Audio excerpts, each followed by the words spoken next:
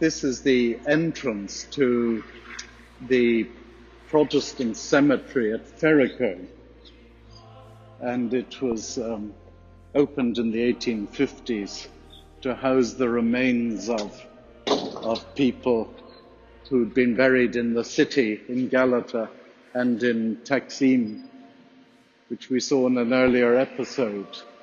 You'll see it's a rather beautiful piece of land that was donated by Abdul Majid, who gave us the property on which we built Christchurch, our principal church. And we'll take you on a little walk around the cemetery.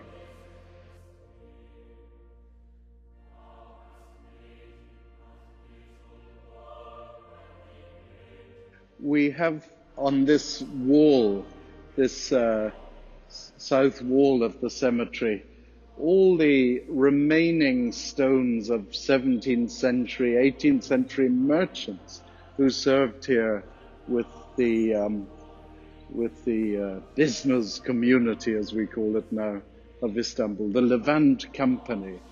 And many came here and died here. Some of them would only live for about 2 or 3 years before they died.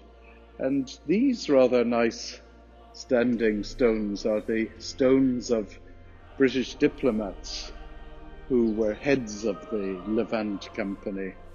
Unfortunately, a lot of the writing is disappearing on them, and I'd rather hoped that somehow or other they could be preserved, but unfortunately the Foreign Office is not very interested in such things.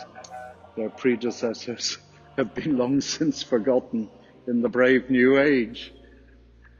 The cemetery is divided into various sections. There's Swiss, there's Swedish, there's, of course, the British are the most numerous here. And since the early 19th century, the Americans. And they're the keenest community, the Americans and the Germans, to care for the cemetery. Happily, the British and the Swedish also take their part. And we'll walk to the center of the cemetery, where there's a lovely little chapel.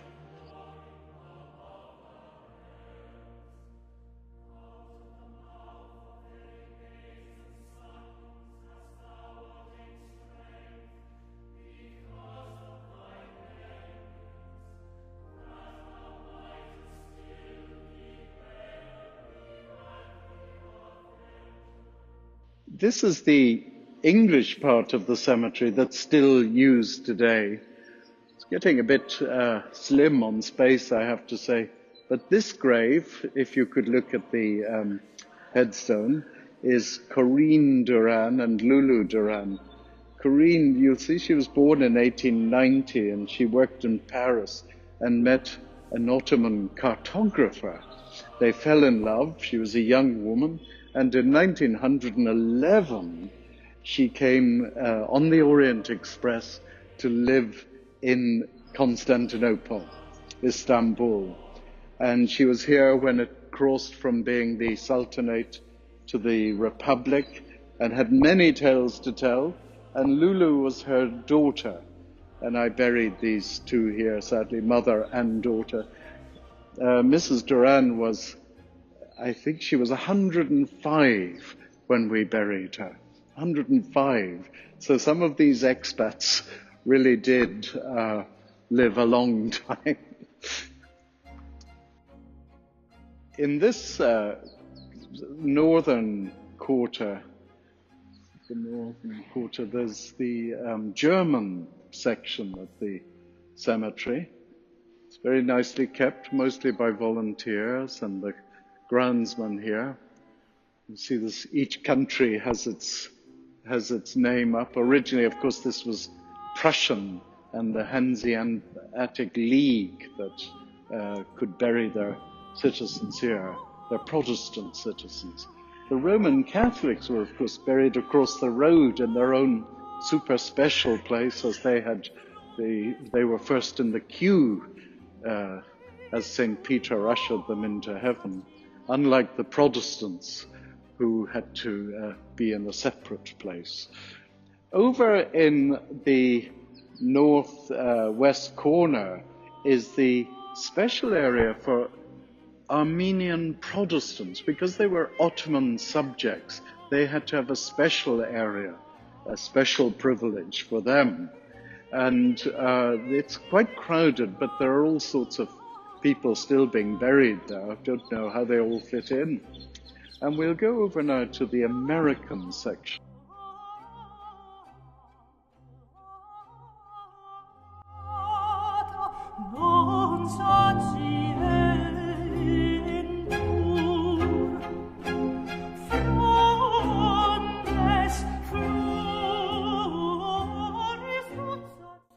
This is the American section, the United States of America. Again, some American volunteers have kindly tried to keep interest in this place, Linda Robinson and various friends.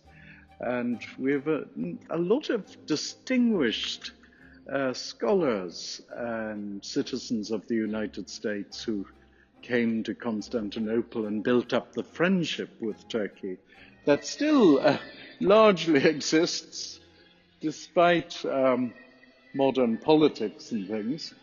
So you can see that it's very nicely kept.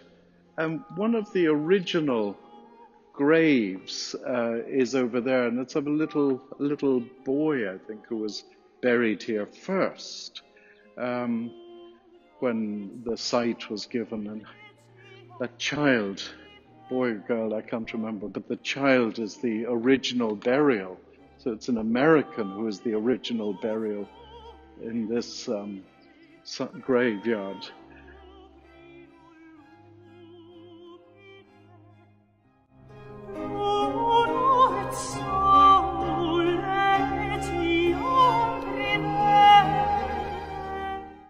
This is Aslan, which means the lion in English, the lion Aslan. We know it from those C.S. Lewis stories. But Aslan keeps this place beautifully, and we owe an awful lot to him. He's lived on the premises. He lives in a lodge at the gate, and he has done an awful lot to inspire the maintenance and beautification of the place, including these footpaths. And here we've got John Freely and Dolores Freely's Cheshme, a fountain memorial. John, of course, was one of the famous writers of strolling in Istanbul, and we buried him here not so long ago, about a year ago, sadly. This memorial for Herbert Allen, he was a missionary of the American Board, well, to the Armenians at that stage. But the American Board of Mission in the Ottoman Empire was one of these marvelous liberal Christian missions establishing education and hospital care in the Ottoman Empire, especially in places where no such things existed. These were very brave people. And many Americans, hundreds and hundreds, came, often knowing that they'd be dead within 1 or 2 years. But they founded, in modern Turkey, we have Üsküdar School and Tarsus College and Izmir. They founded these schools which continue on as good examples of modern liberal education. So there's the American Board of Mission. And sadly, it's gone. It's become a Turkish association now, but it's lost its original vocational impetus in Turkey.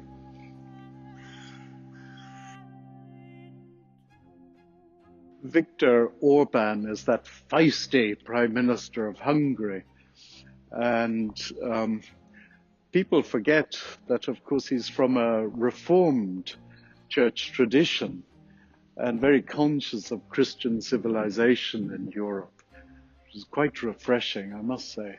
But here the Reformed Hungarians have their graves. There's quite a lot of them, and they're quite proud of their corner of our cemetery here.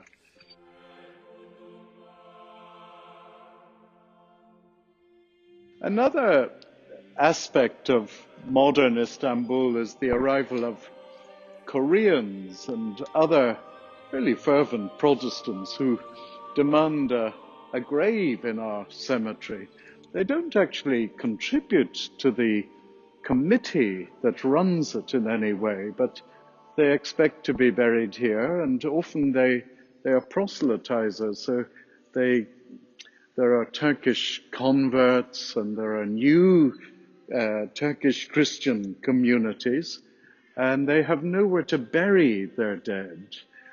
Often the municipalities won't, it's not pleasant to have a funeral, a Christian funeral. So in this section, you've got a number of people cared for by the historical Protestant nations. And it is a problem because eventually it's going to overflow this small space. And we can only hope that these communities either contribute or find their own sites in which to bury the dead.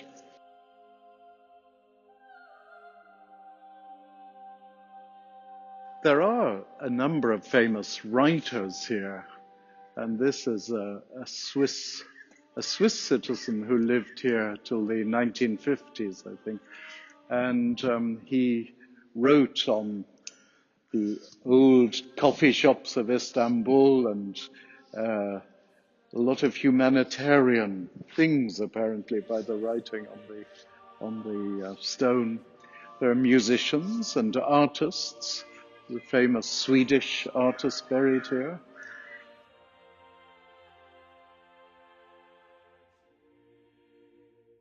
Here we have the chapel. It's a rather bleak funeral chapel, but it was where Anglican services were held in the early part of the 20th century for the people who were living out in this growing neighborhood. It was fairly rural, semi-rural, but now it's only used for funerals, and I'm afraid it's rather dismal. It was done up a few years ago by a man who really didn't have much taste in ecclesiastical architecture, but it's far better than it used to be.